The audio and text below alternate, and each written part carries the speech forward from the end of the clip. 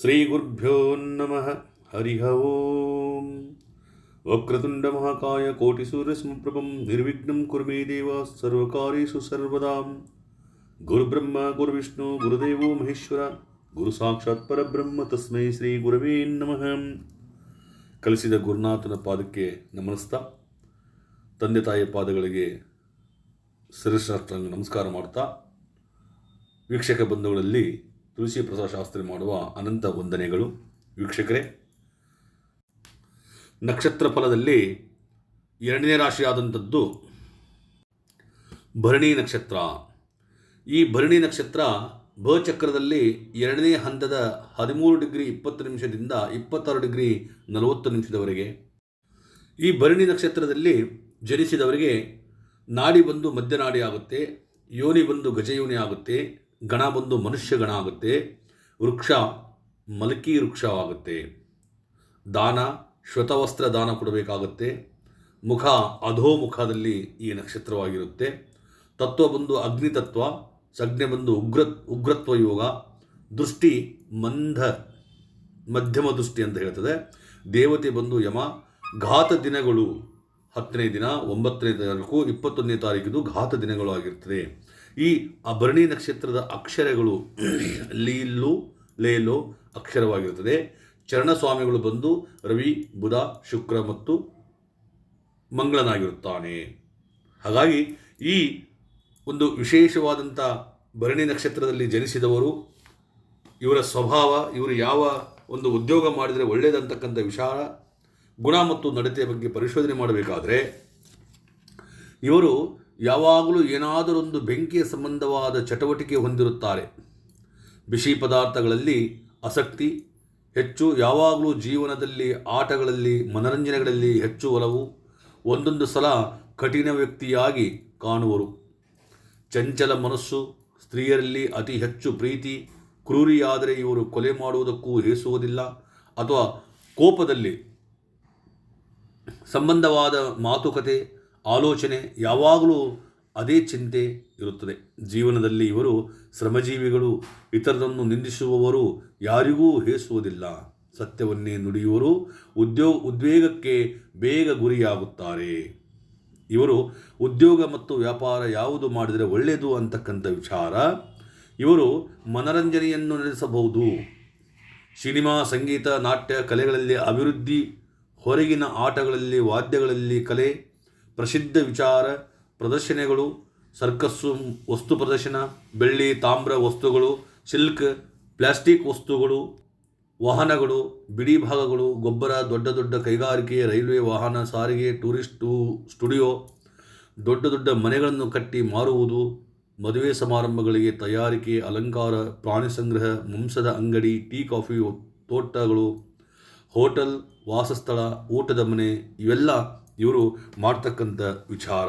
ಇನ್ನು ಪುರುಷ, ಈ ಭರಣಿ ನಕ್ಷತ್ರದಲ್ಲಿ ಪುರುಷ ಹುಟ್ಟಿದರೆ ಏನಾಗುತ್ತೆ, ಪುರುಷ ಜಾತಕದಲ್ಲಿ ಏನಿದೆ ಅಂತಕ್ಕಂಥ ವಿಚಾರ.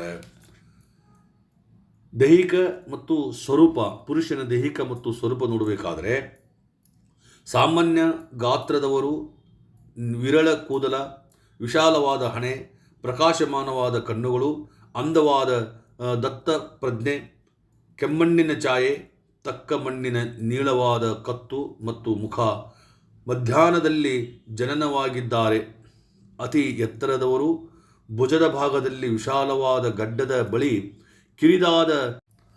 ಕಿರಿದಾದ ತಲೆ, ತುಂಬಿದ ಹುಬ್ಬು. ಸಾಮಾನ್ಯ ಘಟನೆಗಳು ಮತ್ತು ಸ್ವಭಾವ.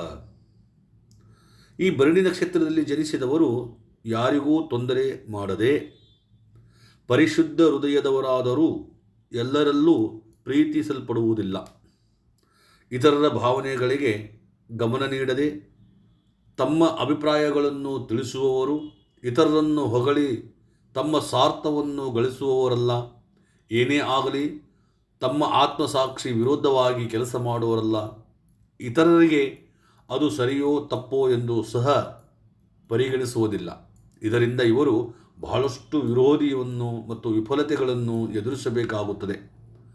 ಆತ್ಮೀಯರಲ್ಲಿ ಬಂಧು ವಿರೋಧಕ್ಕೂ ಹೆಸುವುದಿಲ್ಲ. ತಮ್ಮ ತಪ್ಪಿನ ಅರಿವಾದಾಗ ವಿರೋಧಿಗಳು ಶರಣು ಬಂದಾಗ ಎಲ್ಲವನ್ನೂ ಮರೆತು ಮತ್ತೆ ಸಂಬಂಧವನ್ನು ಪ್ರಾಣಕವಾಗಿ ಬೆಳೆಸುತ್ತಾರೆ. ಇತರರ ಮೇಲೆ ಅಧಿಕಾರ ಮತ್ತು ಸದಾ ಮೇಲುಗೈಯನ್ನು ಸಾಧಿಸುವರು. ಅಡೆತಡೆಗಳಿಲ್ಲದೆ ಮತ್ತು ಕಟು ವಿರೋಧಿಯಿಲ್ಲದೆ ಇವರು ಮುಂದುವರಿಯಲಾರರು. ಇವರಿಂದಾಗಿ ಆಗಾಗ ವಿಫಲತೆಗಳು. ಇತರರಿಗೆ ಇವರು ಅಹಂಕಾರಿಗಳಂತೆ ಕಂಡರೂ ನೈಜದಲ್ಲಿ ಇವರು ಪರಿಶುದ್ಧ ಹೃದಯದವರು. ಇವರ ಜೀವನವು ಬಹಳಷ್ಟು ಏರಿಳಿತಗಳಿಂದ ಕೂಡಿರುತ್ತದೆ. ಭರಣಿ ನಕ್ಷತ್ರದಲ್ಲಿ ಜನಿಸಿದವರು ವಿನಾಕಾರಣ ವಾದ ವಿವಾದಗಳಲ್ಲಿ ತೊಡಗಿಕೊಳ್ಳಬಾರದು. ಸ್ಪರ್ಧೆಯು ಒಳ್ಳೆಯದಲ್ಲ. ಕೆಲವು ತತ್ವಗಳಿಗಾಗಿ ಇವರು ಹೋರಾಡಿ ಅಂತಿಮದಲ್ಲಿ ತೊಂದರೆಗೆ ಸಿಲುಕಿಕೊಳ್ಳುವರು. ಗಾಳಿ ಮಾತುಗಳಲ್ಲಿ ಇವರಿಗೆ ಆಸಕ್ತಿ. ಜೀವನದಲ್ಲಿ ಏರಿಳಿತಗಳು ಇದ್ದರೂ ಬಹಳಷ್ಟು ಕಾಲ ಒಳ್ಳೆಯ ಮತ್ತು ಕೆಟ್ಟ ಸಮಯಗಳಿರುವುದಿಲ್ಲ. ಎರಡರ ಮಿಶ್ರಣ ಇವರ ಜೀವನ. ಇತರರ ಯೋಗಕ್ಷೇಮವನ್ನು ಇವರು ನೋಡಿಕೊಳ್ಳುವರು. ಇವರ ಯೋಗಕ್ಷೇಮವನ್ನು ಮತ್ತೊಬ್ಬರು ನೋಡಿಕೊಳ್ಳಬೇಕಾಗುತ್ತದೆ. ಅಂತಿಮದಲ್ಲಿ ಇವರಿಂದ ಉಪಕೃತರಾದ ಸ್ನೇಹಿತರು ಮತ್ತು ಹಿತೈಷಿಗಳು ಇವರಿಗೆ ವಿರೋಧಿಗಳಾಗುವರು. ಈಗ ಸ್ತ್ರೀಯ ಒಂದು ಸ್ವಭಾವ ಮತ್ತು ಸ್ತ್ರೀ ಜಾತಕದಲ್ಲಿ ಏನಿದೆ ಅಂತಕ್ಕಂಥ ವಿಚಾರ ನೋಡೋಣ. ದೈಹಿಕ ಸ್ವರೂಪ ಸುಂದರವಾದ ಆಕೃತಿ, ಬಿಳಿಯ ಅಸಮ ದಂತಪ್ರಜ್ಞೆ. ಮತ್ತು ಇವರ ಗುಣ ಸ್ವಭಾವ ನೋಡಬೇಕಾದ್ರೆ ಪರಿಶುಭ್ರವಾದ, ಪ್ರಶಂಸನೀಯ, ವಿನೀತ ಸ್ವಭಾವ. ತಂದೆ ತಾಯಿ ಗುರು ಹಿರಿಯರನ್ನು ಗೌರವಿಸುವವಳು. ಆದರೆ ಇತರರ ಸಲಹೆಗಳನ್ನು ಇಷ್ಟಪಡದೆ ತನಗೆ ಹಿತಕರವೆನಿಸುವಂತೆ ನಡೆದುಕೊಳ್ಳುವಳು. ಧೈರ್ಯಸ್ಥೆ, ಆವೇಗಪೂರಿತ ಮತ್ತು ಅತಿ ಹೆಚ್ಚಿನ ಆಶಾವಾದಿ. ಮತ್ತು ಇವರು ವಿದ್ಯೆ ಉದ್ಯೋಗ ಯಾವ ರೀತಿ ಇರುತ್ತೆ?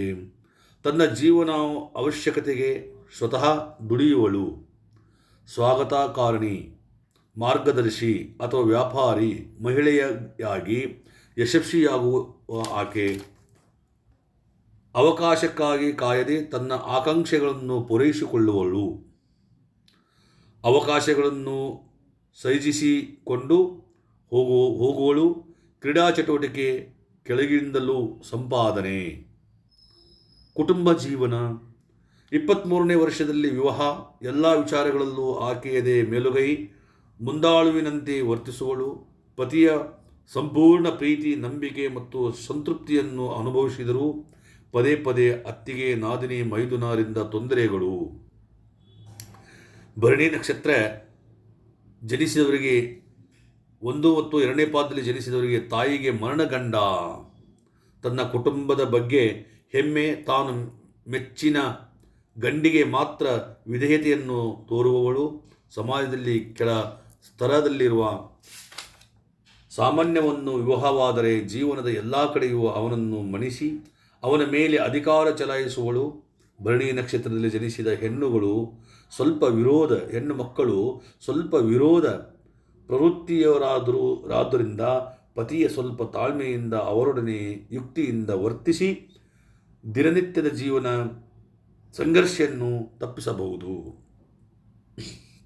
ಇನ್ನು ಇವರ ಆಕೆಯ ಆರೋಗ್ಯವೂ ಚೆನ್ನಾಗಿರುತ್ತದೆ.